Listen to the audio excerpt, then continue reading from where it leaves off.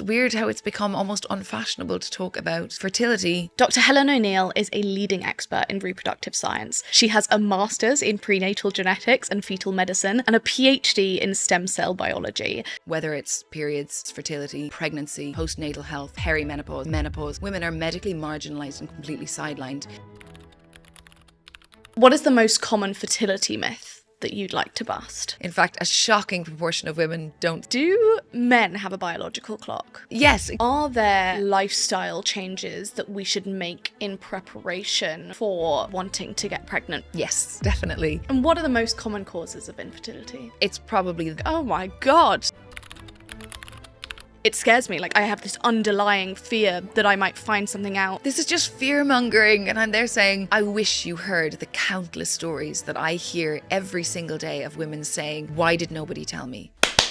Lots to do. I've just been planning out my day. However, with Revolut as my main account, I've got one less thing to worry about: money. I know my money's safe with Revolut, so I can focus on other important matters like planning a wedding. That is why I pay with Revolut. If Revolut detects anything suspicious with your transfer, you'll receive an in-app warning straight away. And how cool is this? You create a single-use card in the app with just one tap, and then after the purchase is made, your details disappear immediately, so they cannot be reused. Now, if you happen to lose or misplace your card, which is never a fun time for anyone, but a surprisingly regular occurrence for me, you can freeze your card instantly through the Revolut app. And if there's anything I do need help with, Revolut's customer service team are on hand 24/7 via the in-app chat. It is a huge reassurance for me, and just one of the many reasons why Revolut is the main account for all of my finances. But don't just take my word for it. Over 35 million people around the world trust Revolut with their money. Join us and create your account today.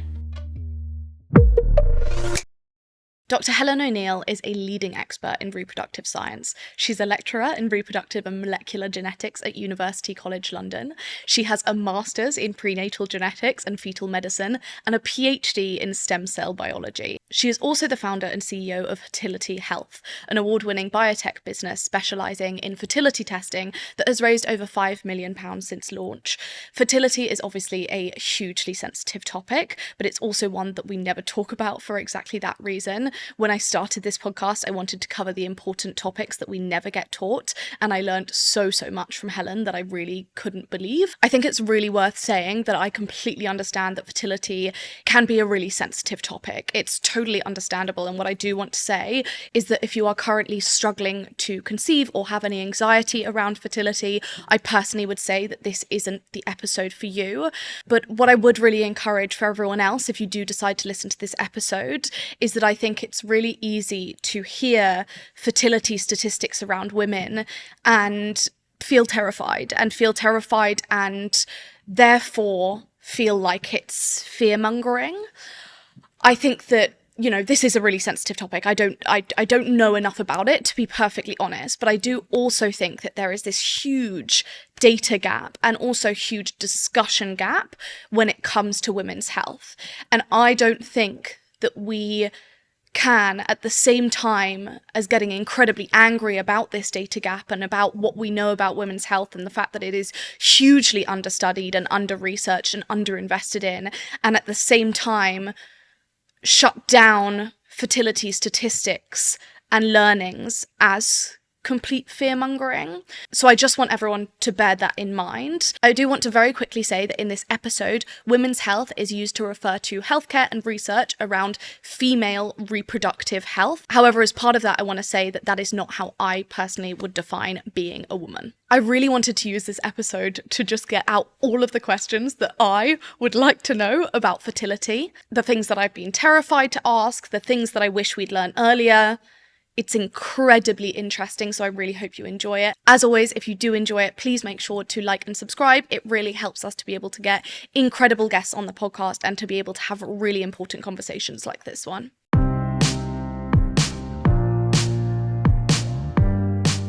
Thank you so much for joining me today. You're welcome. I'm very excited to get into this. I feel like, we were just chatting before the podcast started, and I was just saying that as a team of young women writing this episode and going into kind of what we want to talk about, what we want to myth bust, what we want to know about, was probably one of the easiest episode preparations ever.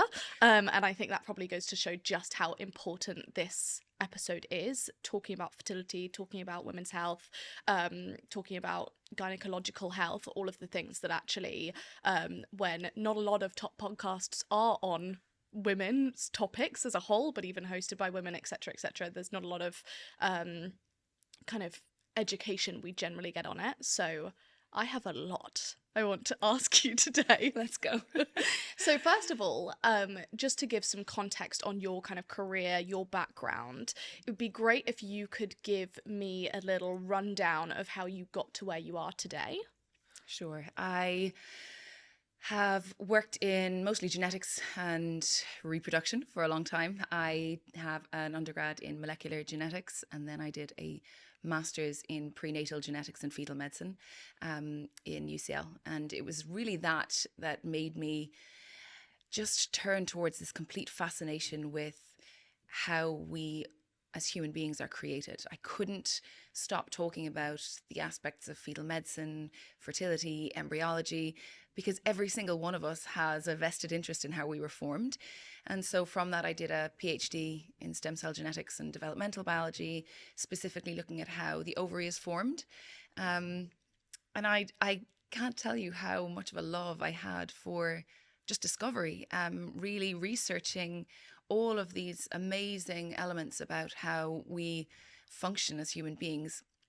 But it's amazing that the more in-depth your knowledge becomes, the further away you become in ways from being able to apply that to day-to-day life. So I then got a lectureship at UCL, and I've been there for 9.5 years lecturing master's students and medical students about reproductive science, women's health, prenatal genetics. And I absolutely love teaching. I think it's the most incredible, powerful tool that you can do is to ignite a passion in learning and understanding, especially about our body. But I got to a point where all of that research and all of that teaching still wasn't serving the questions that I had about my own body. And actually from a professional lens, you feel so equipped to do, talk about female reproductive anatomy, physiology, genetics. And as a human being and as a woman, I was devoid of answers about my own biology, my own fertility. And that's a real conflicting place to be in when you're thinking about all of these statistics. Do they apply to you? Are you the exception? Are you the rule? No matter how prevalent some of those statistics are, you're thinking, am I okay? Or should I be doing something? And so I started Hertility really trying to put an analytical lens on how we approach problem solving. And to me, I found it so strange that we have an analytical approach to most things when we solve problems, right? I always say that it really annoys me that we can plug a car into an analytic system and it tells you what's wrong with the car, and we've no way of plugging ourselves into a system and finding out what's wrong with us. So much about health metrics is, look, feel, touch.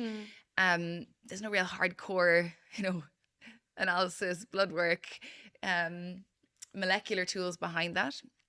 And so that's really how I approached starting Hertility, was to say, right, if I really want to understand what my fertility is, I first need to understand general gynecology, menstrual cycles, symptoms, external factors, all of the possible variables that need to be taken into account.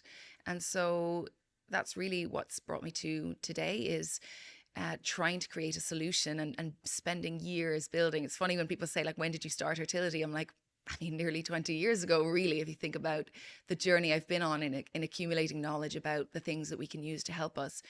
But we've just spent the last few years really building all of the what ifs around women's health.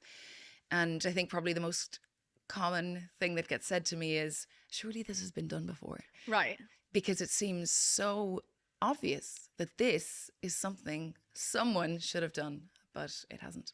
I know. And it's kind of, it's absolutely unbelievable, because I remember when I spoke to you the first time and I was like, oh my God, of course this is exactly what we need. Of course we need one test where we can send it off and find out more for all of these different reasons. But like, as someone who's literally been battered around the NHS for about 15 years based on things like PCOS and endometriosis, and still got no answers, even when going private, even when, you know, being like, I will do anything. Like anything.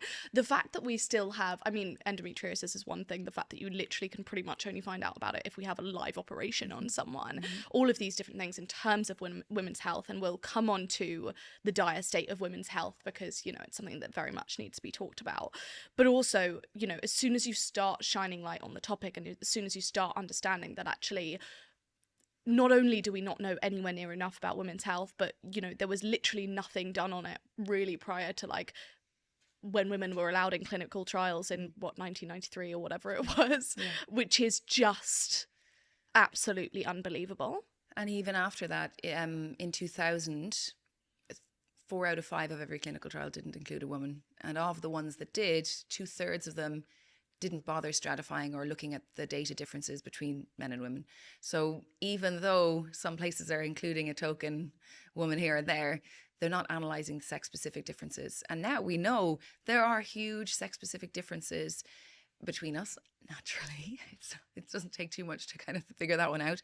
But looking at the data and seeing the differences and analysing it for them and prioritising that there is a difference is still not happening. Yeah, so it's no wonder that we have such a dire state in women's health, because we also don't know the things we need to know scientifically, not we individually. Well, yes, we individually, but more so than that, at a kind of industry and scientific level, the information is not there because the investment has not been made into discovering anything. So when we started, Hertility started as a clinical trial, and I got a government grant to build, I applied for a grant to build predictive algorithms for gynecological pathologies. In other words, with my geneticist lens, I thought for genetic conditions, we screen a whole genome, we look across multiple populations, and we say, these are all the people with the same mutation and they all have the same disease. Right. So it's like, okay, we can look for patterns here. Yeah.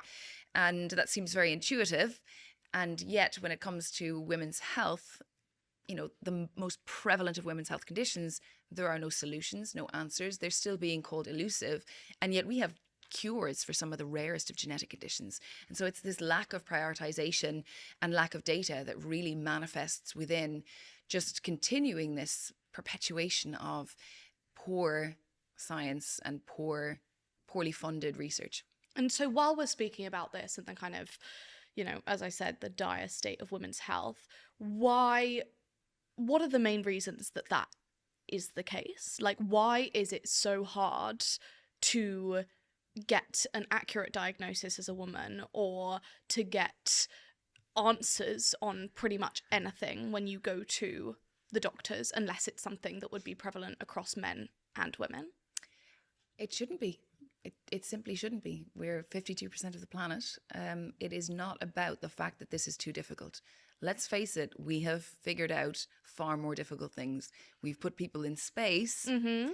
We have satellites going around the globe to make sure that we have telecommunications. There are far more difficult things to figure out than women's health. It's just that we do not prioritize women's health at all. And unfortunately, that is, despite the rhetoric and the ongoing talk about more investment into female founders, more investment into women's health, it doesn't actually come true. People talk more about it, but even in, you know, the last 12 months, the number of investments didn't go up, they went down. Mm-hmm. And so there's this lack of thorough financial investment, but also any other kind of investment into priority. It's like women are second-class citizens. Nobody cares. And this is never more true when you come and look at every single life stage that women go through, whether it's periods, whether it's fertility, whether it's pregnancy, whether it's postnatal health, whether it's perimenopause, whether it's menopause. Women are medically marginalized and completely sidelined, and nobody is building solutions across that life course. So that's really why I feel so passionately that building a longitudinal data set that is informed by women, not by necessarily just practitioners who say, oh, in my esteemed opinion, great, but let's get some data. There was a big report on ovulatory conditions, and it was this huge diagnostic guide. And not once in that entire report did they use the word data. Not once did they use the word patient. And I wrote a criticism on it because it annoyed me that at what point do we ask patients? Do we ask women? Do we say, what's your experience? How can we learn from you, who is the professional in your condition, to build solutions for that? And how much of that do you think is because we know that women are more likely to be given anti-anxiety medication instead of, if they're coming in with heart palpitations or whatever it might be, it's more often seen as a kind of mental case rather than as a physiological case. We know that, women in general are assumed to have more hysteria around certain conditions or certain feelings. How much of that do you think has bled into the actual science in terms of, you say they're not asking women about their own specific experiences? Do you think that's partly because of the way we perceive women? Yes, every bit of it is about the language that is used when describing women, the language, even don't use, just said hysteria. That's where the word hysterectomy comes from, is like that women were hysterical, and to remove the womb is called a hysterectomy. It's actually quite mind-blowing. And there's a medical anthropologist who wrote a book, and they went through the language that we use in medical textbooks, so it's cemented in as if this is okay. And it's even around like the abundance of ejaculate and sperm versus the mere egg that is produced, and you can't really flip the narrative and say, well, you should be flipping the narrative saying, like, we have this one incredible powerful cell, which is the largest cell in the body, versus the sperm, which is the smallest cell in the body. And they need so many of them to just fertilize this one queen. And it's just so amazing how many, even down to menstrual effluent, menstrual waste, not the fact that it is, a fundamental part of procreation and that it sustains life. It's actually unbelievable how biased the language that is used, even in medical terminology. So when that is perpetuated and we dismiss women, it's almost like it's given a medical license, like this is a medical term, and so we're qualified to call you crazy. Right. So when it's written into the narrative, kind of from the actual scientific point of view, that can obviously be justified in a practical sense, because obviously the onus should be on where the investment is. The onus should be on probably governmental regulation, ensuring we are covering both sexes when we are doing these specific experiments, whatever it might be. But what can, if anything, we do as consumers and people to make the landscape better when it comes to women's health? I think we need to rally. I think we need to work together as women. I get on the tube and I see pressing is inappropriate. Upskirting is inappropriate. Do not, staring is inappropriate. All of these constant reminders that we are not safe in our society, and that despite having created tools to help us with not getting pregnant, have those tools been used as weapons against us to control our ability to conceive? And are we looking 30 years later at an entire generation of women who suppressed their ability to conceive and are now wondering why they can't? And so I think this requires a rally where we support each other. This is not just about creating answers, but an evolution of solutions that we are working to create. And it's strange that data has become a dirty word because of companies like Meta and all of these other places who use your data against you. But I would love to see a rebrand of health data, because if all of us were to rally together and say, I will give my information for the next 6 months, I'm going to log, I'm going to tell you what my symptoms are. We would learn more in 6 months as women giving information than we would have done in the last 60 years of people sitting and saying, how do you feel? What does it look like? So you received a government grant in order to be able to create this kind of test, or to be able to draw lines between certain, what would it be? Certain pathologies, and who was having certain issues and why, and what the things were to tie these things together. What is the current version of this test that you've created in order to be able to help diagnose? Yeah. So in a weird way, it almost undermines it by calling it a test. But it's more of a journey. So how it starts is with a health assessment. So this is an online health assessment where we have taken all of the international diagnostic criteria and guidelines for over 18 of the most prevalent conditions that affect women, women's reproductive health. And essentially, it's like creating a calculator. A lot of the symptoms that we experience can be quite insidious or hard to quantify, whether it's pain, whether it's the amount you bleed, whether it's the location of the pain that you're feeling, whether it's cyclical pain. And so trying to really pull apart all of the different symptoms, your menstrual cycle patterns, your previous medical history, your background, because if you have if you are black, you're more prone to fibroids. If you are, it used to be said that if you are white, you're more prone to endometriosis. I now don't believe that. I feel like white women are more likely to get a diagnosis. And so all of these systemic, I guess there's massive systemic racism within healthcare. So removing all of that and saying, how can we actually stratify somebody's risk according to their background is all in that health assessment. It's a very powerful health assessment with internally embedded algorithms that help us to say, actually, your symptoms of this plus this plus this are a likely indicator for PCOS. So we're going to test you for all of the analytes that might give us better answers. So we actually tailor the panel of hormones that we'll test you depending on that combination of symptoms. So we'll look at various aspects of your reproductive health, whether it's your thyroid health, which many women have thyroid imbalance, whether it's your cycle, menstrual cycle health, so your how you ovulate, how you bleed, and then your ovarian reserve as well, and then anything additional like your androgens should you have those specific symptoms. So really taking into account all of the things that we should take into account in order to confirm a clinical diagnosis, and then the report that you get. We've coded over 54,000 clinical scenarios because we are obsessed with detail and saying, what if you were this person? What if you were this person? Because unfortunately at the present time, we assume everyone's the same.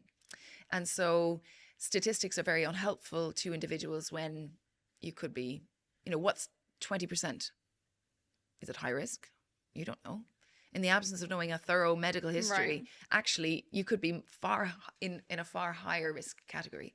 So it's about that personalization. So that journey, even though I've just given you the real back end, which is like how complex this algorithm, the clinical decision tool, the panel of bloods we'll test you for, the report, from a person's perspective, we are busy people. We built this for ourselves, knowing that going to an appointment, waiting for an appointment, speaking to a stranger, having to get your blood taken, waiting for results, being told, well, we'll call you if something's wrong, but otherwise we're not going to call you, are all hugely frustrating blockers to entry. And so it's no wonder we self-dismiss when it comes to getting help.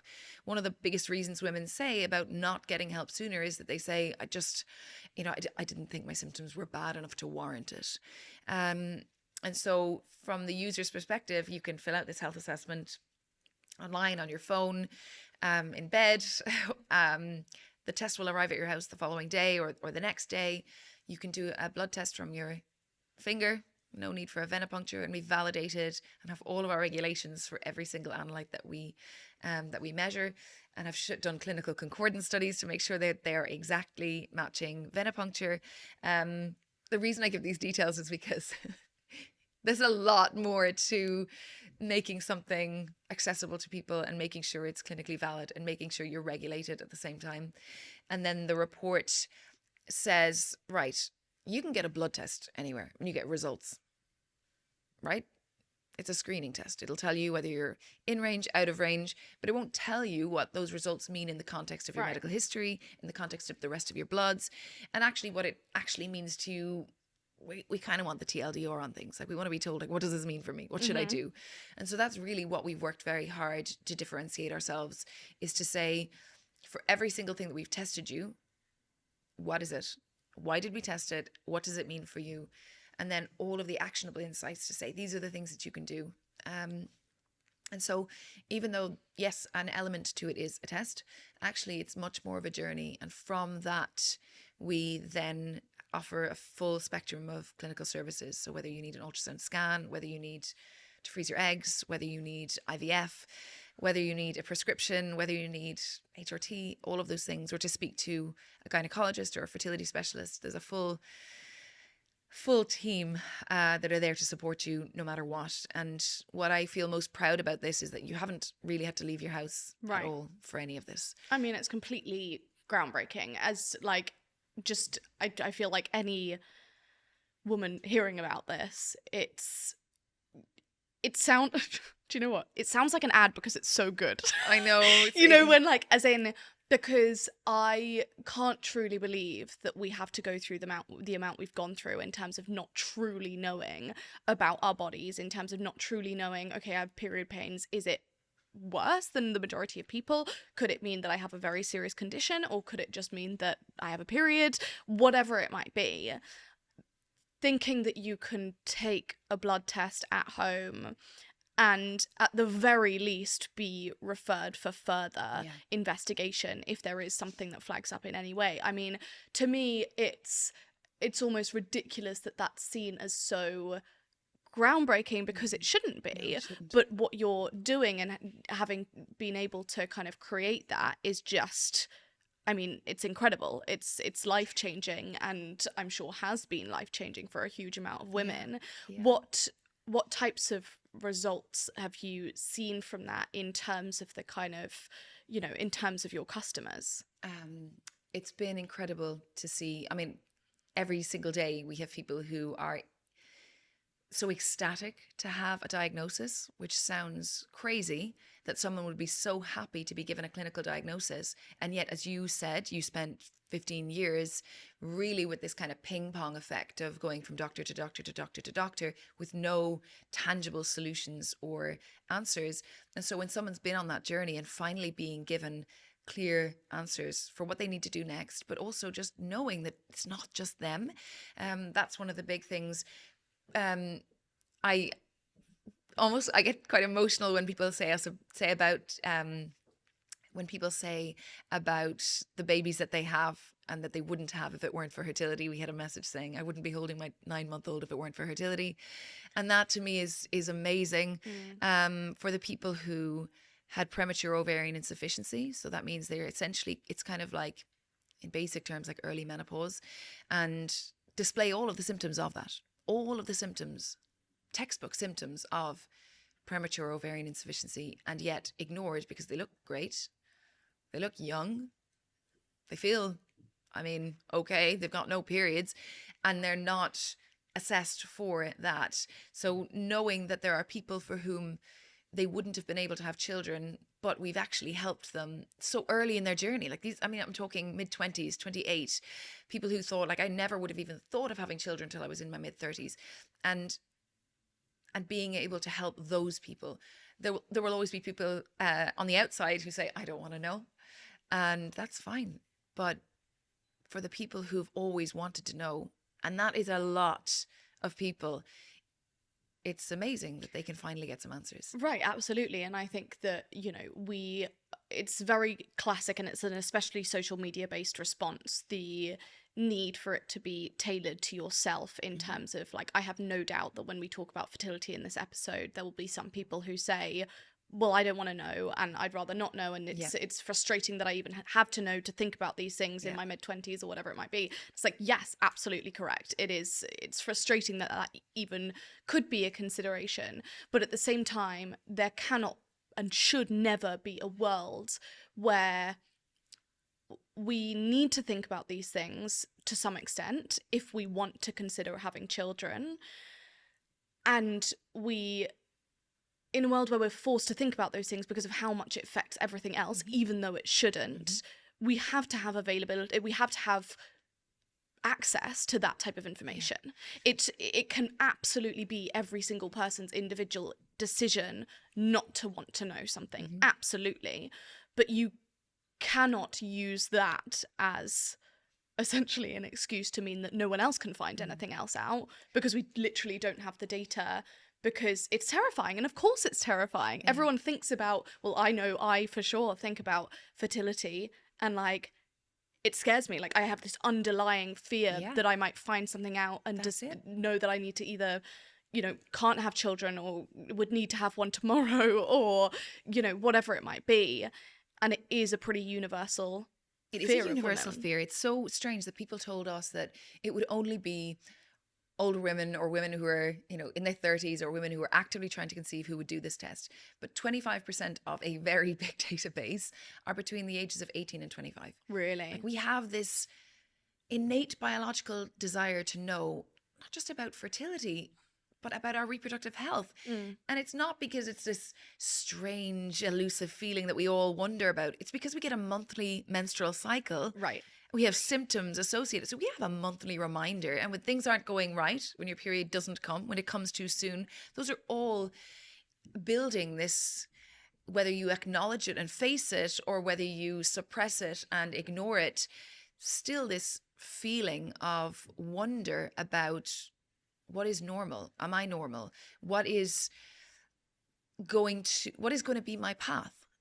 It's weird how it's become almost unfashionable to talk about fertility unless in the extreme, right? We talk about contraception. Whatever you do, don't get pregnant, right? That's the narrative from like the age of 18. Before. Yeah. Literally from the age of 13, they Maybe sit you down and they're I had like... an innocent childhood. Yes, exactly. From such a young age, don't get pregnant, don't get pregnant, don't get pregnant. And then that is suppressed in you, or this fear, and controlled through contraception. And whether we think that's a liberation or not, actually what it's led to is a real suppression of that internal signal and those innate biological cues that really should be serving us to say whether something's wrong, to say whether we're not well. Our menstrual cycles are, the sixth vital sign. And they've just been added as the sixth vital sign, along with your temperature, your pallor, your pulse, your breath. Your menstrual cycle is an amazing indicator of your overall health. And when we suppress or ignore that or control it, we really lose out on that pulse of our own reproductive health. No, I think it's it's literally the whole Barbie speech, isn't it? The fact that we're literally told from 13 onwards, like, do not get pregnant, do not even think about it. Yeah. And then you're told at a point that you have to get pregnant, otherwise you're not worthy as a woman. And you're also told that if you do get pregnant, then you're probably not going to be able to do the same in all of these areas of work. But if you choose to stay at home, then you're bad. If you choose to still work, then you're not doing it right. All of these different things. And then at the same time, throwing in there the fact that you can't find out something because we don't have the data, we don't have the access. If you do talk about something, then it's fear mongering, but if you don't talk about something, then you're ignoring it and we're not helping women's health. Like, it's just this is my life. Like, the amount of you who are like, this is just fear mongering, and I'm there saying, I wish you heard the countless stories that I hear every single day of women saying, why did nobody tell me? Where was this information? They feel so cheated. And even me working in women's health for so many years and thinking, I'm probably fine. I'm probably fine. And then not having access to just find out. And it annoyed me, right? I dedicated my life and career to biology, and it was betraying me by being like, well, you are just a woman and the biological clock will tick. And it annoyed me so badly because I thought, didn't matter my dedication, my hard work, how career focused and driven I was, the world will still look at you as being unqualified as a woman until you've reached that metric of success, which is settle down, have children. And that's so unfair. And it shouldn't be the case. We should have a choice. And there are many women now who do not want to have children. Right. And that is incredible to know that and to understand. But there are many more women who do want to have children and have had that choice taken from them. Right. That's really interesting. For people who do want to know, when should we start thinking about our fertility? I mean, I think that we should invest the same level of interest in our fertility as we do contraception and conception, right? From a young age, from, as you said, 13. For me, I think 18. You should be aware of your menstrual cycles. You should be, we always say, track your ovaries over your calories, because your ovaries are going to serve you a lot more than the day-to-day things you put in your body. But I think that It's about screening. It's about knowing your risk. Every individual woman is very different. The risks that you have versus the risks that I have are very different. The family histories that we have are very different. The exposures that we go through are very different. And so being able to understand whether it's annually, like we need an annual check-in. If it is a legal requirement to have an MOT on a car, it should be a legal requirement to have an MOT on our bodies. That we are not going towards this cataclysmic, unending abyss of misdiagnosis and misinformation and lack of understanding. We can really drive our own destiny when it comes to our health by just investing interest in it. Yeah. And what is the most important metric we should be looking at when it comes to fertility? I don't think there is just one important metric, and that's why there are a lot of people and places that measure just AMH. Some clinics will just measure your AMH, which is an anti-Müllerian hormone. It's essentially a hormone that is produced by each of the eggs in the ovaries. And so it gives it's an amazing surrogate marker for your relative fertility. But in the absence of knowing your medical history, your cycle history, your previous infections, if you've had chlamydia or gonorrhea, your fallopian tubes could be blocked. So it doesn't matter how within range your anti-Müllerian hormone is, if that egg can't get past, you're not going to be fertile. So I don't think there's any one metric that is the most important. I think we are, and this is probably the trap that medicine falls into, even when it comes to reproduction and reproductive health and women's health, is that we isolate it to below the waist. And when you spoke about mental health in the beginning, we negate the fact that our mental health has the most profound impact on our menstrual health. But when we don't tie the knot and say that these are intrinsically linked, then we do a disservice to our overall health and our overall ability to interpret our health. And so for someone who might have started understanding more about their fertility and they are doing so because they are aiming to have children, are there lifestyle changes that we should make in preparation for wanting to get pregnant before you even start trying to conceive? Yes, definitely. I think the main things are so obvious, right? You know, nobody wants to be told, stop smoking, stop drinking, don't do drugs. But I've seen from our data set that actually many people don't stop any of those things while trying to conceive. In fact, a shocking proportion of women don't stop those things while trying to conceive, and then are themselves quite confused when they aren't getting pregnant. So there's the basic kind of red flags around our vices that it makes sense to stop. It's about knowing as well, I guess, the mechanics, right? This 3-month life cycle that we have in terms of sperm production. The men need to get themselves sorted. If they get their shit together, but they need to get their shit together. Men need to get themselves sorted. They have a 3-month sperm life cycle, and they can radically improve the health of the sperm in 3 months.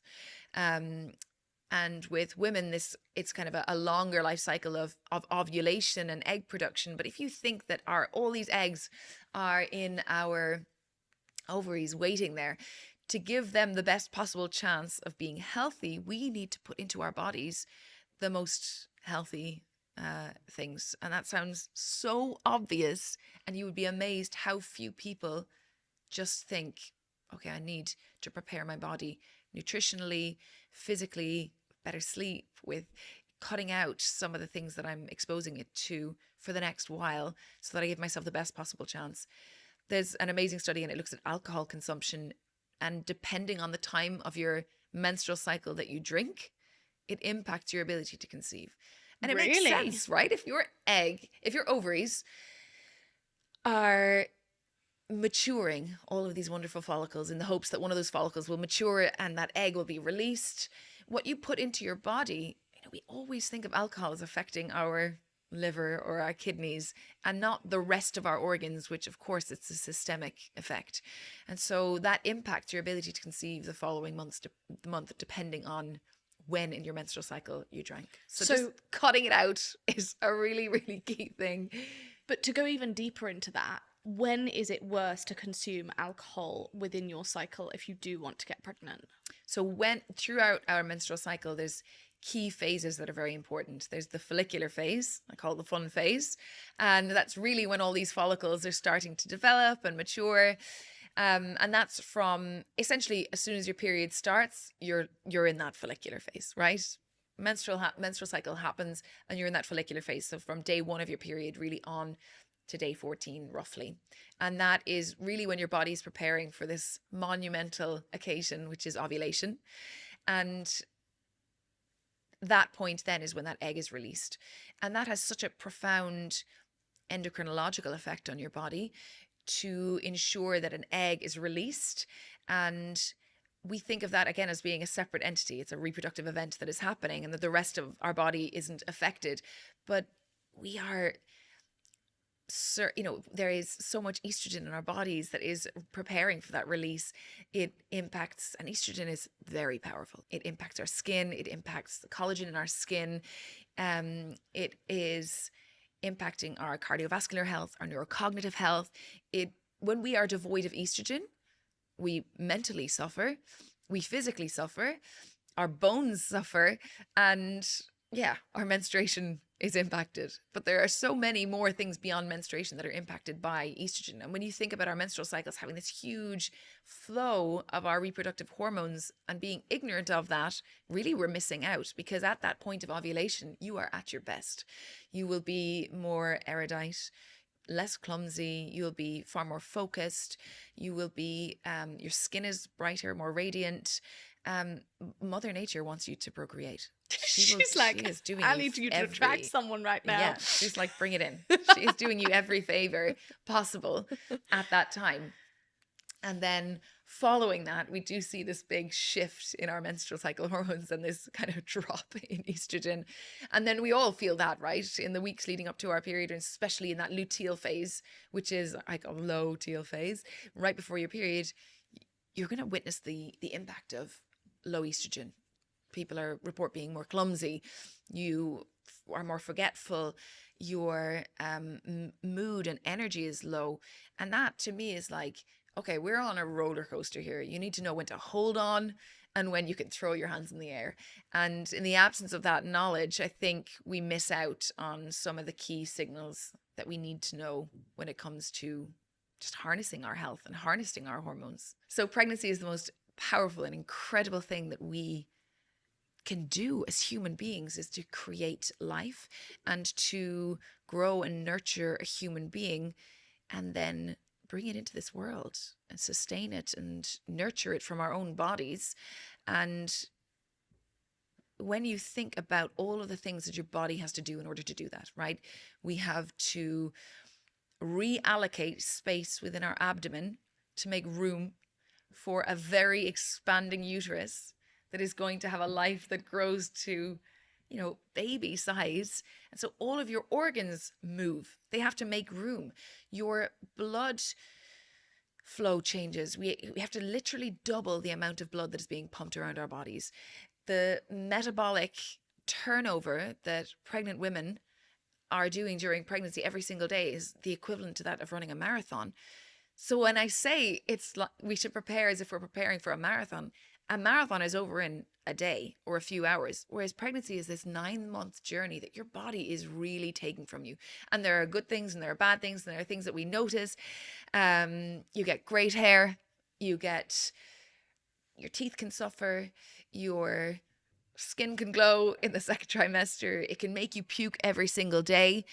That is a very big physiological change that your body's going to encounter. And so ensuring that you are at peak health, whether it's mental or physical, is actually really important, because there is a lot of your body that is going to be really growing this human being. It's one of those things that we expect now, especially we just expect ourselves to keep going, keep working, pretend like nothing's happening, hide it. And actually we should be really embracing it, saying, wow, this is pretty incredible what I'm doing. And then in that postnatal phase, creating milk, like this whole hormonal shift that needs to happen in order for your breasts to produce milk to feed and nurture a child. And I read this incredible book by Kat Bohannon called Eve, and it's about the evolution of women. And in it, one of the factors is about how we can't store enough omegas in our diet. We cannot get enough omegas. So from our teenage years, we start to store some of those omega fats on our hips and bum. And that you can actually determine when somebody is going to have their period as a teenager so they were able to predict when someone would get their period, whether it be earlier or later, based on that amount of fat on their thighs and buttocks. And those who had less fat would have menarche later, more fat would have it earlier. And all I could think was, I can't believe I spent years trying to get rid of my omegas. My body was storing those for pregnancy, and it does. It stores them so that it can use them up during pregnancy and the first year after for breastfeeding. And a fascinating study that looked at the body's use of those omegas, whether you were taking supplements or not, and they compared whether the omegas in your milk came from the supplements or from your ass fat. It comes from your ass fat. Surprise! The milk prefers it to come from there. So it made me actually quite embrace my ass fat. It's so positive. I can't believe this. I love it. I was denying my future child by not saying, actually, this is like Mother Nature's first bit of ammo to say, I'm getting ready. I'm going to get you ready. And this is going to be a powerful thing that you can use for the future health of your child. I find that so interesting because I think so much of so you've spoken about being in peak health in order to be able to get pregnant or to prep yourself as best as possible for getting pregnant. Or at least pregnant. not just going into it blind. Right, for sure. But then we also, as women, our association with peak health is so often around dieting. Yeah. And I think that I find that so interesting looking at those two together in the way that actually, as you were saying, you were sacrificing your body's omegas by trying to lose weight around that area. There's a reason we say childbearing hips. Yeah, no, for sure. But also, then by peak health, I very much assume that you mean, so should we not be dieting in any way when coming up to trying to get pregnant? I think that's very dependent on someone's physiological weight and health. If someone's weight is at the level that it is going to actually impact them, and actually being above a certain weight can impact your ability to conceive because it can suppress ovulation. There are increased risk factors and maternal complications, neonatal complications that can be higher when our weight isn't healthy. So I definitely would say that everyone needs to be within a healthy weight, or at least to try. And in the absence of being able to do that, to better understand your risks when you embark on pregnancy for preeclampsia or any of these other gestational risk factors that you might have. So again, investing in understanding what your own personal risk is important. So you talk about that risk factor U-curve when it comes to fertility. Could you explain a little bit more about that? So what that essentially refers to is the fact that our eggs, which we're born with, all of the eggs we'll ever have, our eggs are laid down while we are in utero, in our. So that shows you again even the impact that pregnancy has. Like, you are determining the health of your future child and potentially their future offspring and an ability to conceive during that time, which is wild. Crazy. Unfortunately, there is no single test for egg health. I'm actually doing a study at the moment, which is going to look at the cloud of cells surrounding an egg. So if anyone wants to participate in this clinical trial we're running, to look at what are the things that would determine the health of an egg. And we're comparing PCOS and non-PCOS patients, but that egg has the ability to either fertilize in a healthy way or fertilize in a non-healthy way. And what the main determinant of that is the correct number of chromosomes. And as we get older, our ability for an egg to properly divide and allocate the correct number of chromosomes in each cell gets worse as we get older. But when I started in saying it was a U curve, it's actually not great when we're really young either. So that you have a higher risk of chromosomally abnormal eggs when you're younger. It then goes down when you're in your 20s and 30s. And as you start getting older in your 30s, it goes up again. So with that in mind, what would be the optimal Age. age to have Ideally, children? 25 to 30, which is very inconvenient. It is inconvenient. And And without actually- the things in place in the rest of the world, in order for us to be able to have children whilst also doing all the other things we need to do. But you have to remember that is a textbook, right? Right. I am not within that age category, and I am pregnant. And I do think that each person is very different, right? Yes, we can attribute, biological findings and say there are risks at certain younger ages, and it's interesting. But at the end of the day, every single person is different. And there are some people who will be fertile at 40.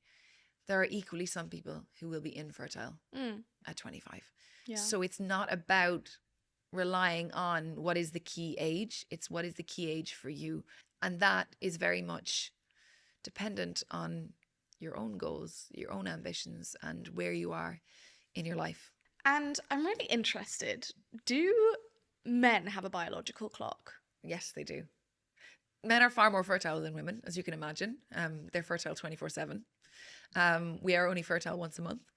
And for a certain amount of time, up to, perimenopause and menopause. Men are fertile up until their 80s, 90s, which is depressing. But what we have to remember is that male fertility rates are falling at an astronomical rate. And I think a lot of this has to do with the environmental exposures that we have. And also, male sperm is deteriorating in quality as men get older. So over 35, the number of mutations that a sperm has in it is far higher than when he's younger. So the mutation rate doubles every 16 years in men. So they're accruing mutations throughout their life. And so, yes, they can get you pregnant, but it may not be as healthy. So I think this emphasis on fertility being a female issue is so wrong.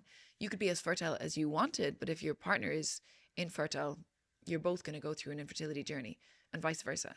So it really does take two individuals. And that is the most important fertility fact I want everyone to know, is that fertility is only ever 50% of the equation, unless you count for the sperm and the egg. And what are the most common causes of infertility? Right, in women, age. Age is the most predominant cause of infertility, is that we are just waiting too late to have babies. And that's a really easy one for us to avoid, right? To an extent. Well, to understand at least. Right, to understand. For sure. I always say that if you were given information about something, you might change your plans. Right? Of course, yeah. If you knew, and we all do it, right? And this is the most important thing, is I think it's important to equate our fertility to our finances. We spend our money according to what is in our bank. The more money you have, the more money you will spend. When it comes to our fertility, we don't use that same metric. We should plan according to our ovarian reserve. If you don't have that much time, then maybe you need to shift your plans forward a little, if that's what you want to do. And that's where I guess egg freezing can be helpful to some extent, have a savings account. But knowing first how much time you have is a very important metric, and no different to knowing how much time you can spend or money you can spend. What is the most common fertility myth that you'd like to bust? It's probably that just one person's fertility matters, or that it's a female problem. It is really important to remember that fertility requires two individuals to create life, not just one. And so the onus shouldn't be just on one individual. No, absolutely. And it's very much seen as a women's issue as well. It's seen as women's issue to fix. It's seen as women's issue to think about. And it's seen as women's issue to deal with once they have a baby. To prevent, to create, make sure we have to ensure that we don't get pregnant, despite the fact that men can get 100 women pregnant in a day if they wanted to. And a woman can only get pregnant once a year. But it's on us to make sure that they don't shoot that gun. I want to talk for a second about endocrine disrupting chemicals. What are they, and how do they impact our fertility, but also how can we generally avoid them? When we use the term endocrine disrupting chemicals, we almost distance ourselves from it just by saying that term. But when you break it down, our endocrine system is our hormonal system. Everything that controls our hormones, they control how we look, how we feel, how we metabolize, how we sleep, how we menstruate. Our hormones control every aspect of our life. And that's your endocrine system. So if you have a chemical that is going to disrupt your endocrine system, it's a very powerful manipulator of your overall health. So when we talk about endocrine disrupting chemicals, these are literally chemicals that are found in everyday compounds, cosmetics, shampoos, in plastics, in upholstery, in our clothing, in almost every aspect of our life. We are being somewhat polluted by endocrine disrupting chemicals. And to me, I think that we cannot shout loud enough about the impact that endocrine disrupting chemicals are having on us. And we cannot be more motivated to try and eliminate some of them from our lives. And from a governmental level, so many of these compounds should be banned, but they're not. So what they do is, for many of them, they quite literally mimic estrogen. They're called xenoestrogens. And when you have a compound that you're exposed to that is mimicking estrogen in your body, then the endogenous estrogen that you're producing may not have, or the receptors won't have anything to bind to. And so that can really cause major problems when it comes to that beautiful balance of all of our hormones being secreted and responding to other hormones within the body that they're receptors of. And so what types of products, or like where would we find these endocrine disrupting chemicals, and in order to be able to avoid them? So people always say that women have far higher levels of endocrine disrupting chemicals in their system than men. And they say that children have far higher levels than men. And the reason they say is that women wear makeup and babies chew plastic toys.